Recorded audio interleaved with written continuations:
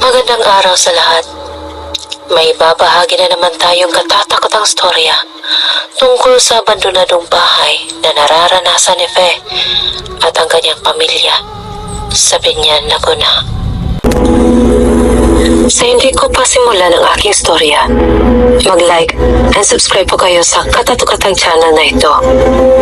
I-click din ang notification bell para kayo updated sa mga i-upload na mga katatukatang videos.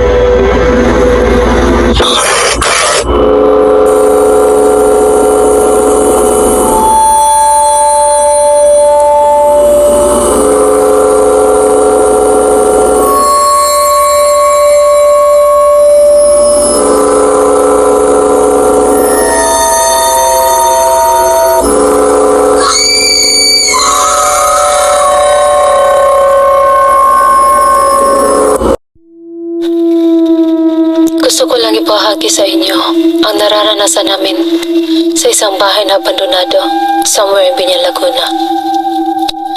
2018, napatira kami sa Biñan, Laguna. Kadahilanan, upang malapit kami sa bahay ng aming tiyahin na kapatid ni Mama na bunso. Ang nilipatan naming bahay ay isang compound lang. Maliit lang siya at kasya na para sa aming 5. Ang CR nito ay sa labas at katabi nito ay yung abandonadong bahay. Noon, nakakatakot mag-CR dahil nasa labas ito. Baka kasi may sumilip at saka may maliit na butas din. Pero kalaunan, nasanay na kami dahil mapapait naman yung kapitbahay namin doon. May kapitbahay kami na katabi lang mismo ng abandonadong bahay. Lagi kong naririnig yung usapan nila ni Mama, syempre. Gusto ko rin marinig pagdating sa storya na katatakutan. Iba daw ang nararamdaman ni Ate Mabel. Siya nga pala. Si Ate Mabel ay nangungupahan sa katabi ng abandonadong bahay. Sa bahay doon, palagi daw parang may naririnig siya maliit na boses. Noong time na yun, naglalaba ako kaya dali-dali akong lumapit sa mga nag-uusap dahil takot ako. Mag-isa lang kasi ako sa CR na naglalaba. Kasi akala ko, ako lang ang nakakarinig ng maliliit na boses. Pati rin pala halos na nangungupahan doon. Ganon din ang kwento nila. Pagkalipas na 4 na araw, nakalimutan ko samsamin ang sinampay. Kaya pinasunog na lang sa akin nila ni Mama yung panty ko. Kasi baka daw nakuskusan yun. Yun pala ang ibig sabihin. Baka daw mabuntis ako ng engkanto na nakatira sa abandonadong bahay. Samantalang naglalaba sila Mama at Papo, may bigla naririnig si Mama sa CR na may umiiyak. At bigla din tumatawa. Nakakaramdam at nakakakita kasi si Mama. Noong time na magsasampay na sila Mama, at nung isasampay na ni Mama yung t-shirt at ilalagay sa alambre, ay may nahagip siyang dumaan pero napakabilis. Kaya tumingin si Mama kay Papo, baka daw si Papo daw yun. Pero pagtalikod ni Mama, nasa kabilang sampayan si Papo. Sabi ni Mama baka daw gutom lang siya, kaya kung ano-ano ang nakikita niya. Binaliwala ni Mama yun kasi baka daw guni-guni lang niya yun.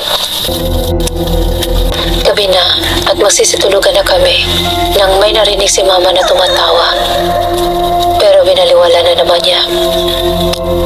Pagsapit ng madaling araw, dito na nagsisimula ang kalbaryo ni Mama. Naririnig namin ni Luther, kapatid kong lalaki, namungo si Mama at umiiyak. At tinatawag niya si Papo. Tinapi ko nun yung kapatid ko si Luther. At sabi ko na si Mama naiyak. Tinatawag pati si Papo. Bakit Mama? Anak, buksan mo yung ilaw. Buksan mo yung ilaw.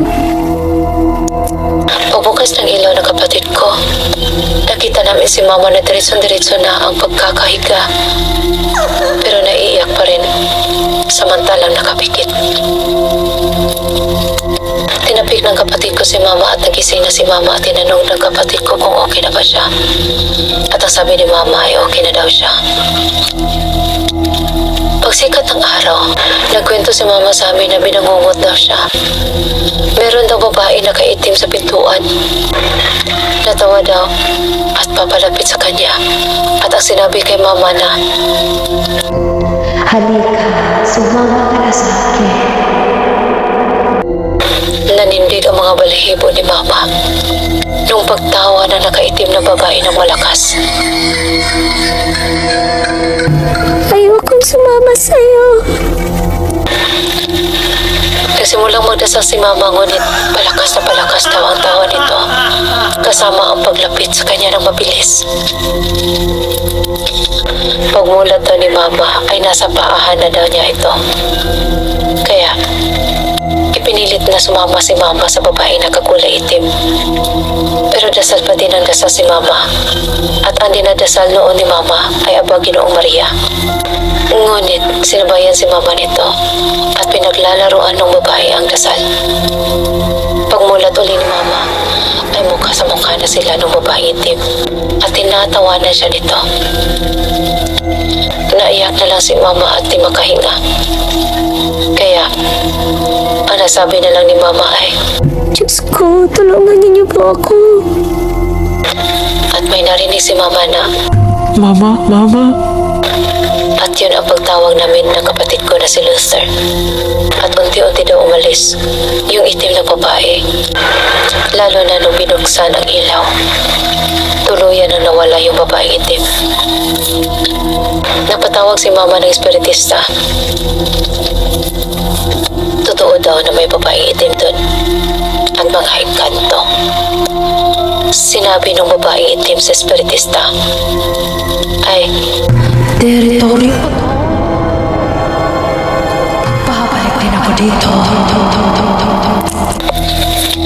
nagkwento sa amin yung espiritista na may nagpakamatay daw sa abandonadong bahay na mag-asawa. Doon na sumingit ang may-ari ng paupahan na meron daw napakamatay na mag-asawa. Nagbigti daw sila kasi wala daw silang anak.